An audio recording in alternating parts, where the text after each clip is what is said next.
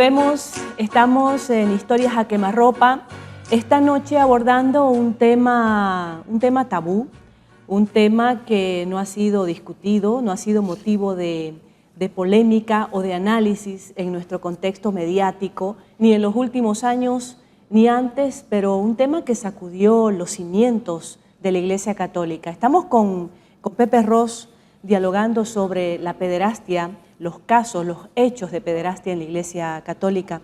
Yo te decía antes de ir al corte, Pepe, no sé si compartes los puntos de vista. El reportaje de la televisión española apuntaba directamente, no un poco, al Papa de ese entonces como el personaje que habría encubierto a específicamente Maciel, exactamente. El Papa Juan Pablo II.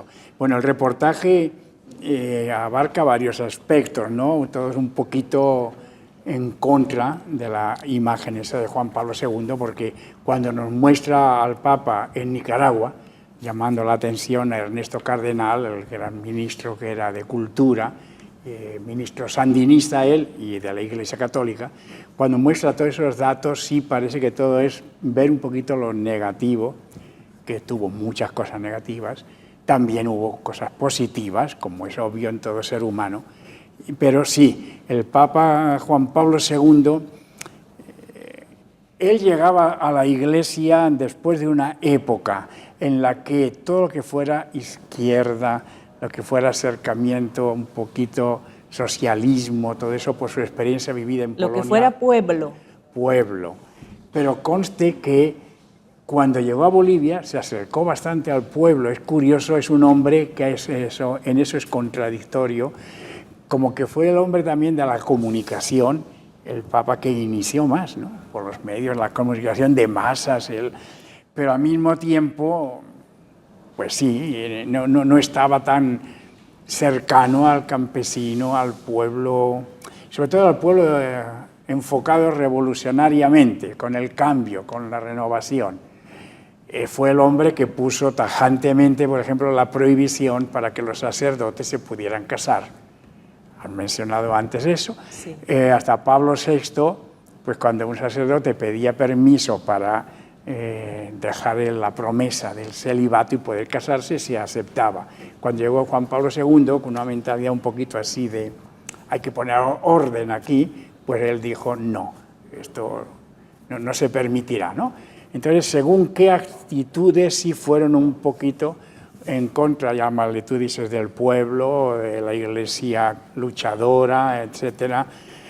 Y otras cosas sí tenía también más de acercamiento, de contacto o relación con masas. Ahora, el caso de Maciel, pues bueno, fue tan especial, porque han sido años que ese hombre estuvo engañando a la Iglesia. Décadas. ¿No? Bien informada con el señor Maciel. La cosa es que no ha sido el único, sí, ni mucho menos, tristemente, porque después ha habido, pues hasta lo vimos en la película, en Boston, ¿verdad? El cardenal de Boston, y en Irlanda, no digamos. Irlanda ha sido uno de los dolores más grandes para la Iglesia Católica, el caso de miles también de jóvenes, niños abusados. Entonces fueron varios, así como que fue un momento, en esos años 60, no es que ahí empezara la pederastia, empezó a descubrirse o a hablarse. Yo creo que es un poquito como decir, la gente, y en América Latina especialmente, y en Bolivia más todavía, por ese respeto y cariño a la Iglesia, no va a hablar en contra, no va a mostrar aspectos negativos. Y como toda institución divina y humana, porque la Iglesia es humana al mismo tiempo, pues entonces no se animarán a denunciarlo. Entonces, en México, que también es un país de una raíz católica, religiosa, muy de devoción, no olvidemos allá las peregrinaciones que hay a la Virgen de Guadalupe. Cuando yo llegué a México, llegué el 68, y me espantó también, positivamente si quieres, pero el ver cómo el pueblo iba de rodillas avanzando, pues no se puede ir caminando de rodillas hacia la Virgen de Guadalupe, al santuario, y llegaban sangrando y demás, pero era su devoción. Entonces, en un pueblo así, más difícil era también aceptar que había aspectos negativos. ¿Quién se atrevía a denunciar si al mismo tiempo estaban rezándole, aquí será la mamita de Cotoca, será la Virgen de Urcupiña, pero allá la Virgen de Guadalupe es impresionante? Entonces, con todo ese conjunto de una religiosidad popular que estuvo inculcada durante siglos, ¿no? Y respeto a la autoridad y el temor un poco también de me va a llegar amenazas un castigo. También, ¿no? Sí, amenazas, ¿no? Ajá. No al pueblo, pero sí a quienes se daban víctimas. cuenta, a las víctimas, familiares de las víctimas, sacerdotes que se atrevieran también a reconocer. Claro, con todo eso, el Papa Juan Pablo II pues no se lanzó, aunque él inició también ya un poco la investigación. Juan Pablo II le autorizó a su sucesor, ¿verdad?, al cardenal Ratzinger, le autorizó a que hiciera la investigación. Entonces, estos ya son datos que habría que ver cómo de un papa a otro se ha ido transmitiendo.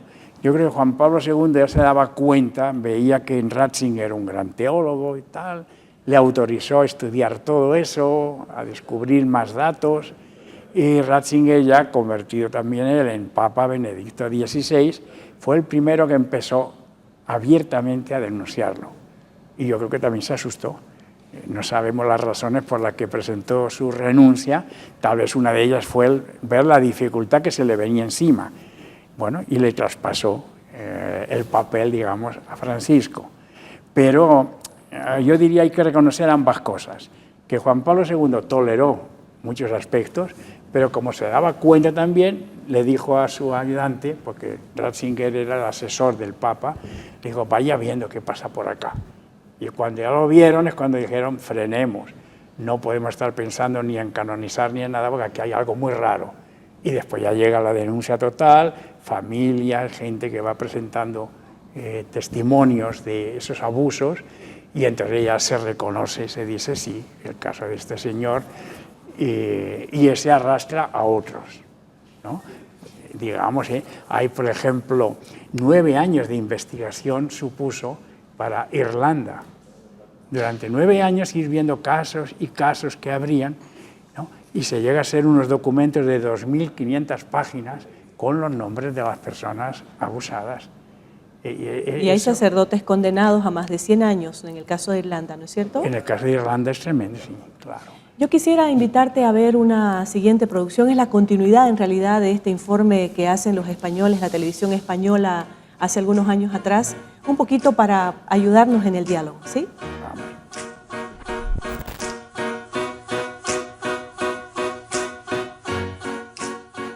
Juan Pablo II reaccionó no reaccionando, esa fue su estrategia. Encubrió muchos de los casos, protegió incluso a la figura de Maciel. Juan Pablo II había presentado al fundador de los legionarios como el cristiano modelo. Había depositado mucha confianza no solo en el padre Maciel, sino en toda la obra de los legionarios de Cristo. No tuvo la humildad suficiente como para desdecirse. Se encontró con algo profundamente inesperado, ¿no? Pues de pasar de una rectitud de vida y una vida ejemplar y de fomentar un nuevo movimiento dentro de la Iglesia que estaba trayendo aires nuevos, a toparse con que todo eso tenía un doble fondo. Si la Iglesia ha declarado que es santo, pues para mí es santo, ¿sabes?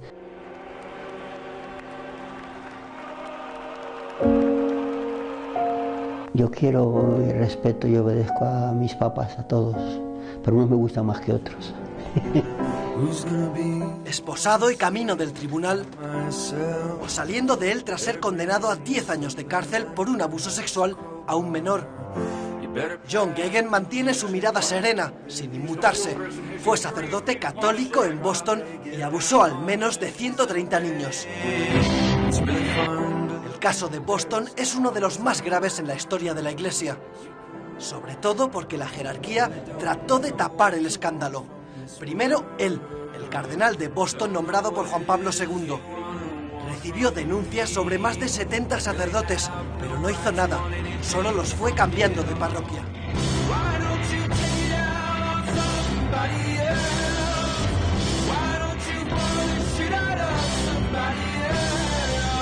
Y segundo por él, el mismísimo Papa. Solo actuó cuando la situación se hizo insostenible. Cuando el cardenal renunció a su cargo por la presión, lo trasladó a Roma y le dio un puesto en la curia. Cuando había un caso de pederastia, era bastante común que la figura que estaba metida en problemas fuera evacuada de una sede para trasladarla a otra sede, a otro país, a otro lugar, y que en ese baile de figuras los procesos que se quisieran iniciar nunca pudieran completarse. Esa es una responsabilidad muy grave. Y otra es directamente trasladarlos al propio Vaticano.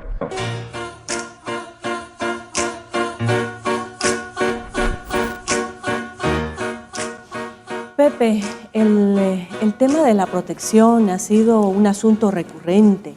Si bien el caso Boston ha sido uno de los casos más simbólicos, un escándalo que sacudió los cimientos de la Iglesia Católica, 10 años de cárcel para un sacerdote que abusó de 130 niños.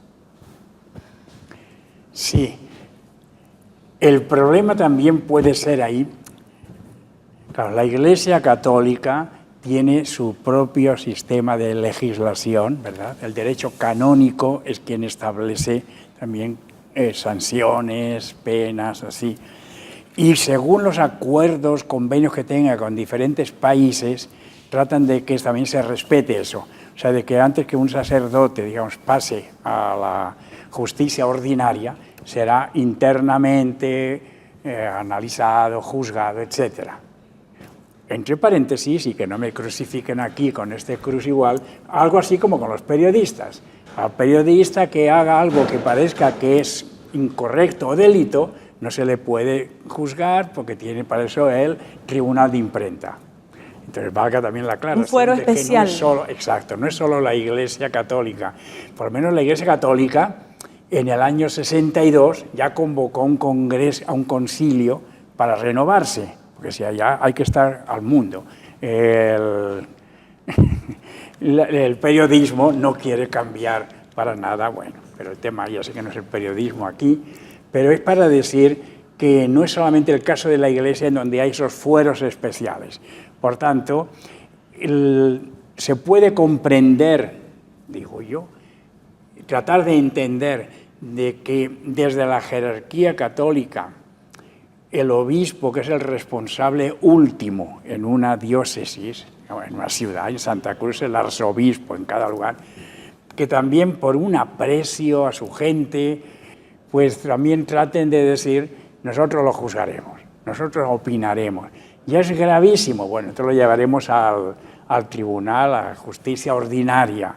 Y tal vez también la justicia ordinaria trata de ser un poco flexible, acomodarse, porque hay todos esos intereses, ¿no? Iglesia, Estado y demás. De ahí que el grave error ha sido también considerar más el sacerdote, el abusador, más que al abusado.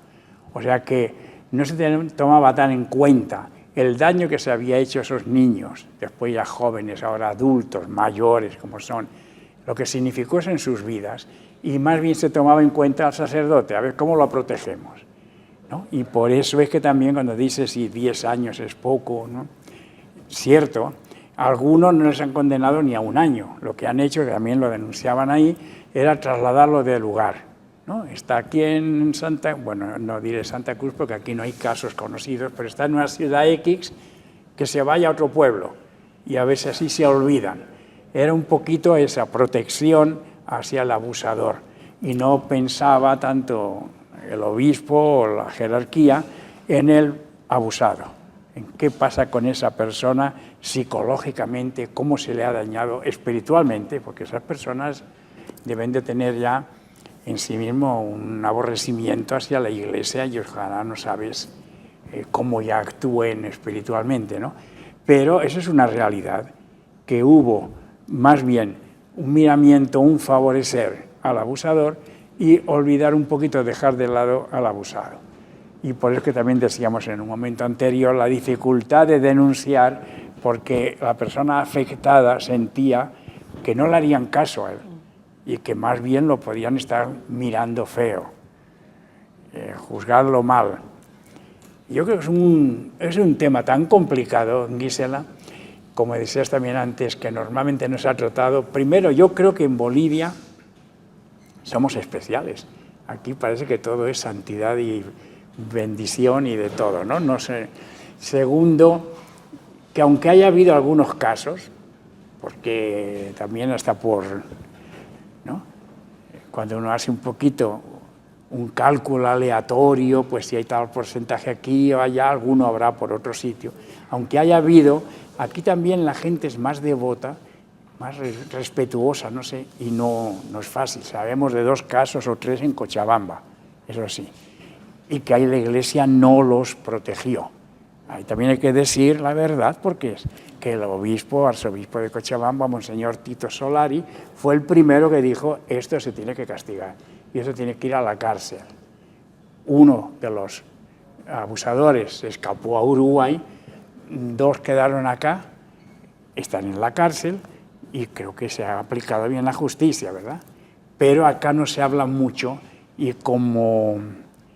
No sé si es como que hay un tupido velo para que esas cosas no se sepan. Prohibido hablar. Hay un código, además, estuve leyendo. ¿Qué leíste? Había habido ¿No era un el código código Da Vinci? No, había habido un código, no recuerdo bien el nombre, del silencio Sí. en torno a esta temática, en la Iglesia Católica. Claro. Lo que pasa es que esto llevaría largo, porque también ha habido tantos códigos o acuerdos. Si tú quieres, hacia el lado de una iglesia progresista, en el año 68, cuando termina el Concilio Vaticano II en Roma, obispos de izquierda, como el del Cámara, el gran arzobispo de Recife, en Brasil, y otros más, Samuel Ruiz, de México y tal, como 40 o así, se reúnen para hacer el Pacto de las Catacumbas. ¿Y qué quería decir eso? Que ellos sabían que de los 2000 y tantos obispos que participaron en el concilio, muchos no aplicarían la enseñanza. Yo creo que es una pena porque se nota también muchas veces por acá. Y entonces hubo un conjunto que dijeron: nosotros nos reunimos, firmamos que nos comprometemos al regresar a nuestros países a cumplir el servicio a los pobres, a cumplir todo lo que se dijo en el concilio.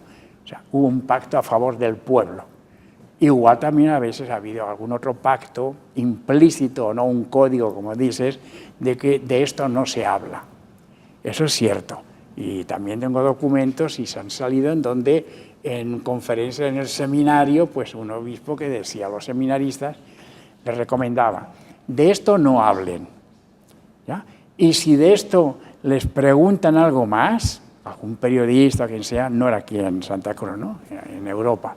Si les preguntan algo, envíenlo con el obispo, que el obispo les dará la respuesta. Porque tenían miedo de que al joven seminarista o al sacerdote que hubiese hecho algún abuso lo denunciara, ¿no? No supiera cómo escaparse.